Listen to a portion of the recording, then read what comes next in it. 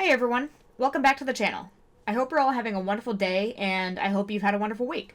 As I'm sure you've already noticed, at a quick glance, we're doing something a little bit different today.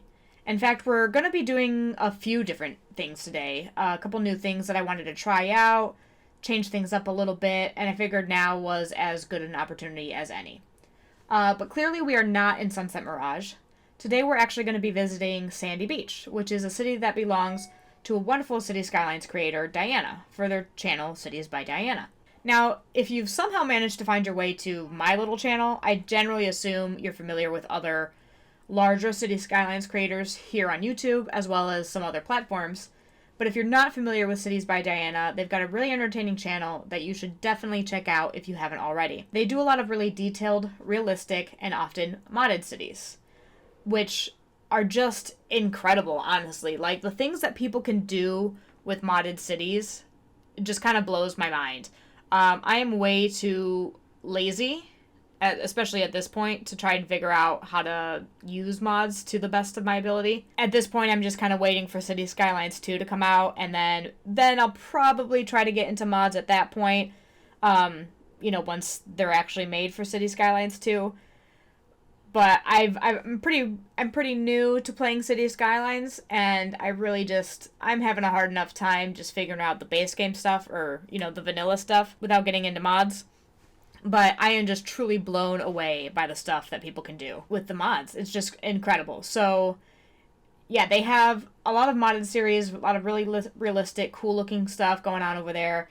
And they also have, they do a lot of stuff on Twitter as well, or, not Twitter, or X, whatever it's called now, on TikTok, with some fun little characters for their channel. Lane Man is my favorite. Really good, funny stuff over there. Definitely check all of that out if you haven't already.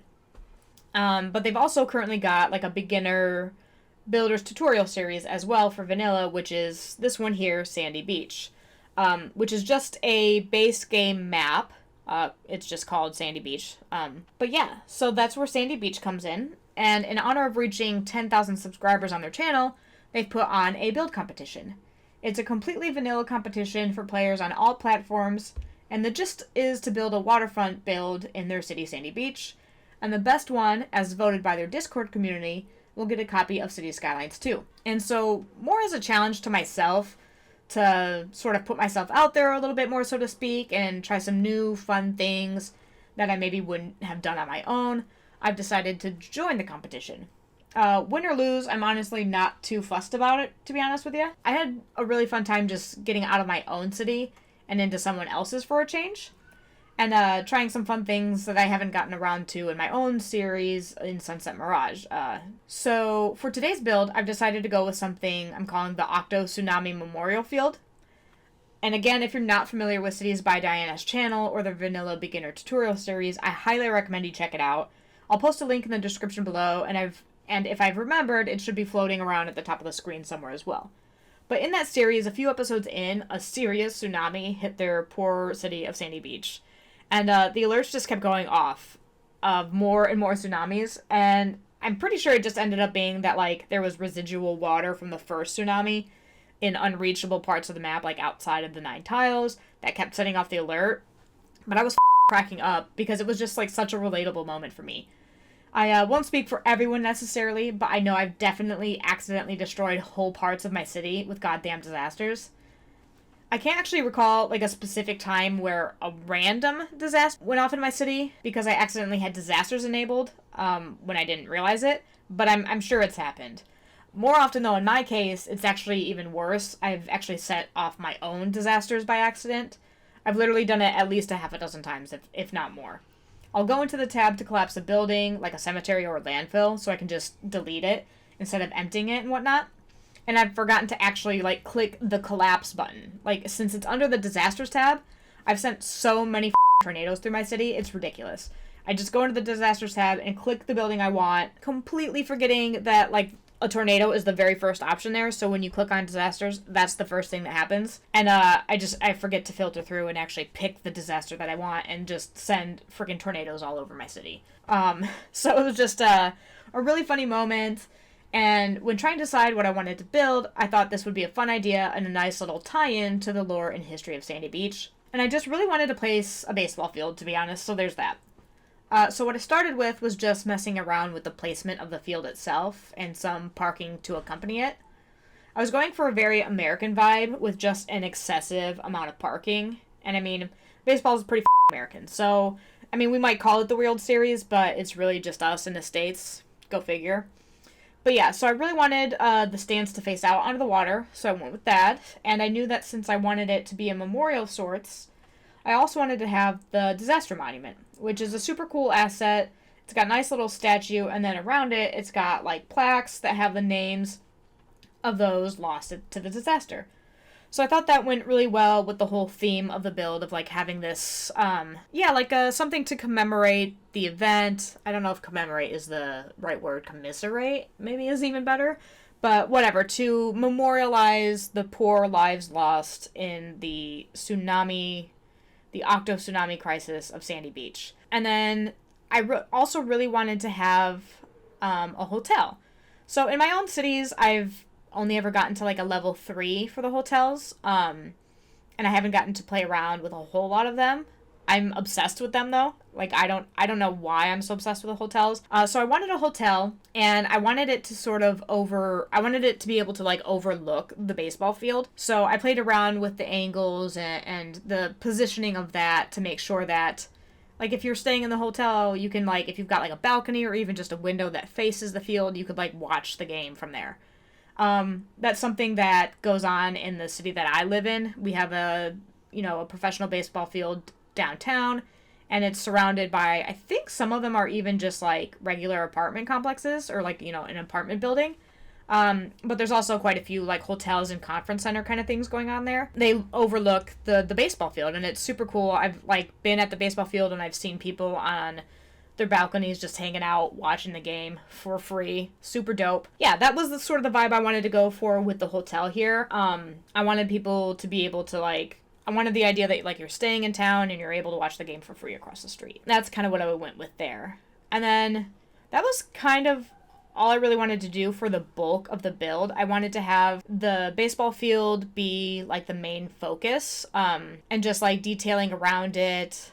I knew that I wanted to have that disaster memorial, and then I wanted to have, just some nice, simple decorations around the outside, just to give it, like, that extra layer of importance, and, like, I didn't want it to be too busy right around the field itself. I also knew that I wanted to place a couple of the park assets sort of around the disaster memorial itself.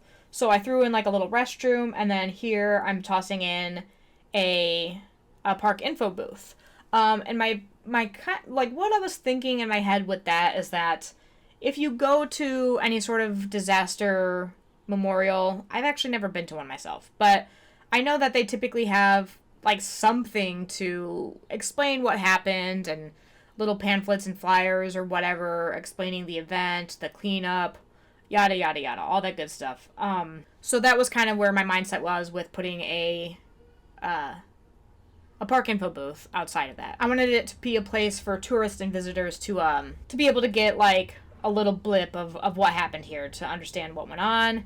And yeah, so that was where I went with that. And then in the other space left over, I kind of played around with stuff mostly to work with the hotel. The cool thing about the like hotels and retreats DLC, instead of just some of the like unique buildings that came in other content creator packs and other expansion packs, like that are like hotels or motels, is that there's, that functionality about them where they have to have certain things around them to function well or to be profitable, so to speak.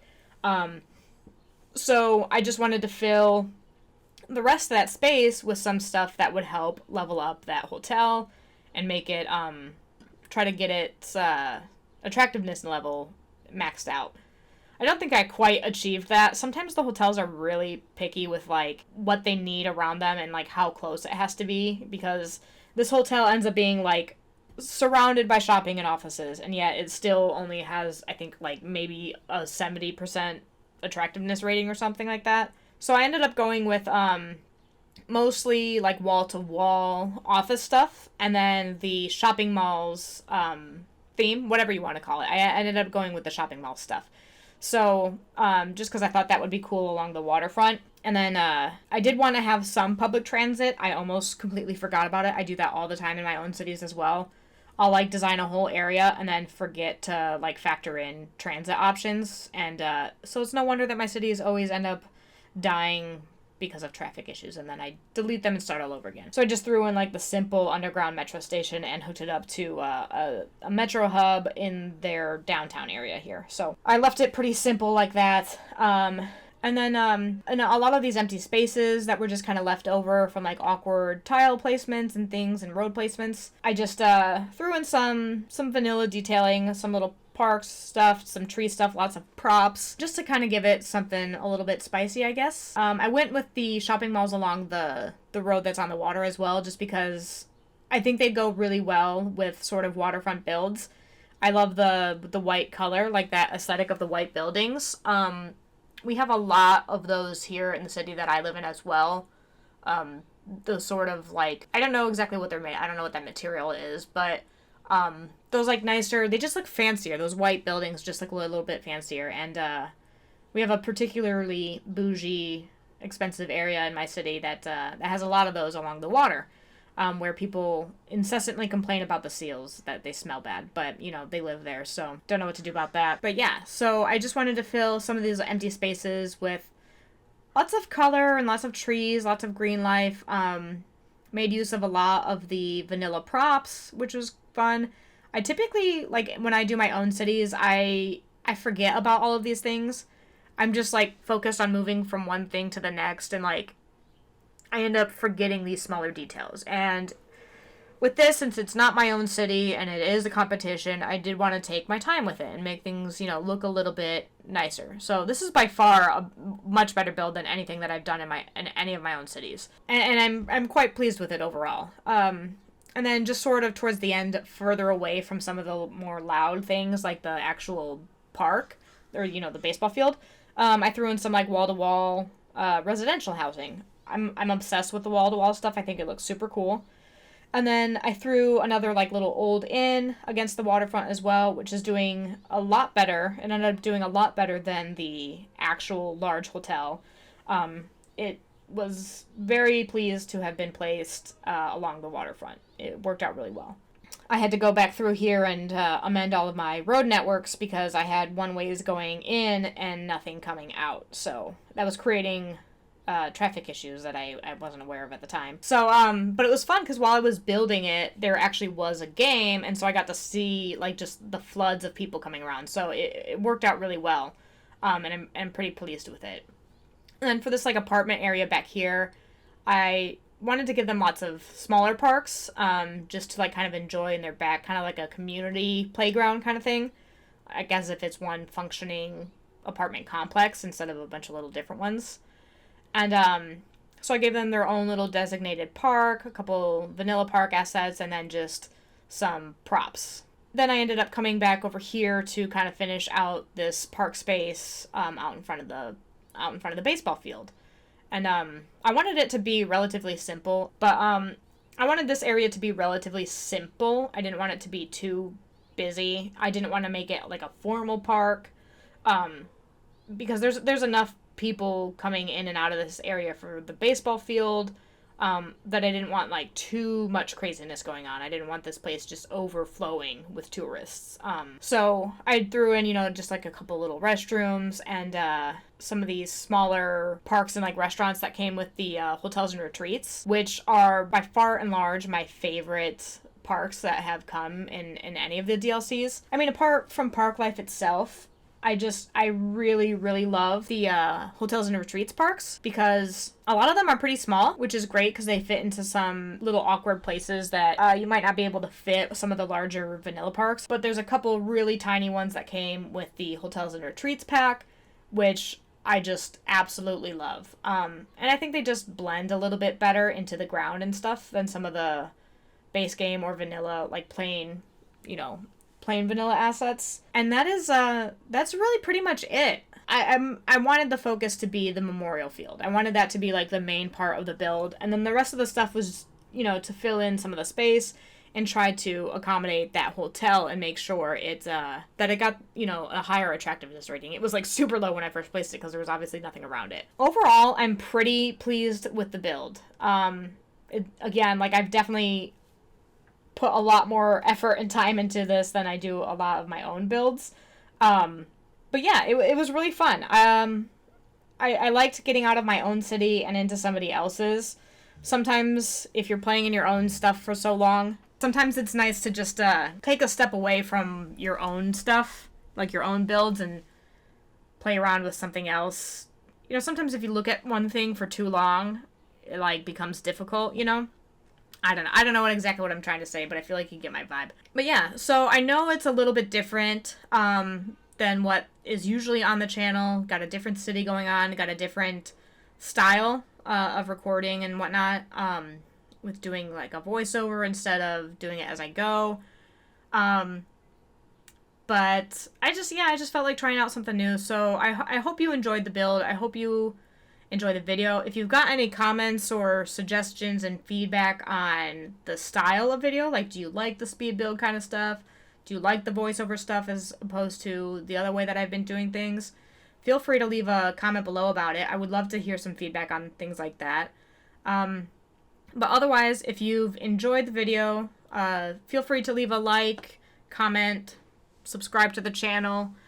No pressure, but if you've enjoyed yourself, I would love it if you'd stick around. And if you have not already checked out Cities by Diana, please do so. Please leave, you know, go check out her channel. Subscribe if you like what you see. Yeah, I definitely highly recommend you go watch their videos. They're really funny. I think my wife enjoys them more than she enjoys my videos. Actually, I know that she does. She laughs at them a lot. So, she doesn't watch them, but she hears me watching them in the background and gets a kick out of them too. So, even if people who aren't into City Skylines videos find some enjoyment out of Cities by Diana's builds. So definitely go check that out. But otherwise, I will leave you with that for today. Take a couple little cinematic shots to leave you with. But yeah, that is all I have for you today. So I hope you enjoyed the build. And I hope you have a wonderful rest of your day, wonderful rest of your week. Thank you so, so much for watching. Bye.